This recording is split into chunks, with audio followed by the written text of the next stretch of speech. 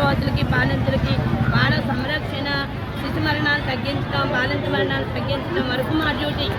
అయితే ఇప్పుడు అభా ఐడీలు, అప్పార్ ఐడీలు అవి కాకుండా పిల్లల్ని ఫేస్ క్యాప్చర్ చేయమని చెప్పి ఒత్తిడి చేస్తే 3 to 6 పిల్లలు ఆల్రెడీ స్కూల్కి వెళ్ళిపోయే పిల్లలకి ఫేస్ క్యాప్చర్ అడుగుతుంటే మీరు మాకు ఏమి ఇస్తున్నారని మేము సహాయం చేస్తామని చెప్పని తల్లులు మాకు వ్యతిరేకంగా మాట్లాడుతున్నారు.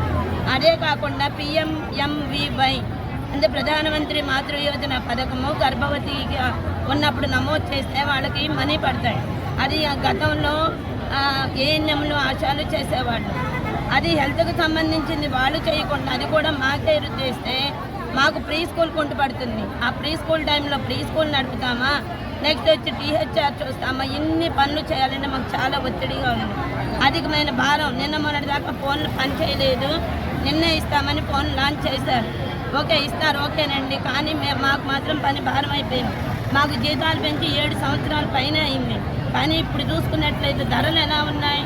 ప్రతిరోజు నిత్యావసర వస్తువులు ధరలు పెరిగిపోతున్నాయి. మాకు వచ్చే 11,500 జీతంతో మా కుటుంబాన్ని మేము ఈదలేకపోతున్నాం. అలానే ఆయాలకి 7,000 రూపాయలు.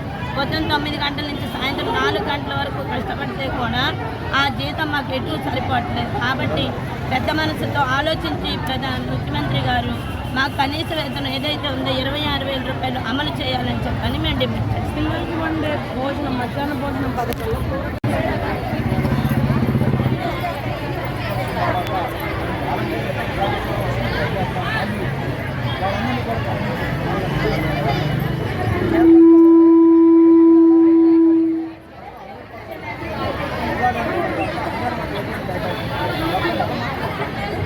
పెన్షన్ డ్యూటీ మినహాయించాలని అనేకసార్లు యూనియన్గా రిప్రజెంట్ చేశాం.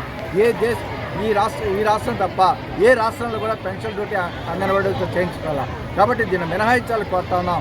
ప్రభుత్వం ఆ పని చేయడంలో ఈరోజు కృషి చేయడం లేదు. వెంటనే పెన్షన్ల డ్యూటీలు అనేటువంటిది రద్దు చేయాలి, లేకపోతే మేము స్వచ్ఛందంగా దాన్ని విరమించుకుంటామని చెప్పేసి హెచ్చరిస్తాం. ఓకే.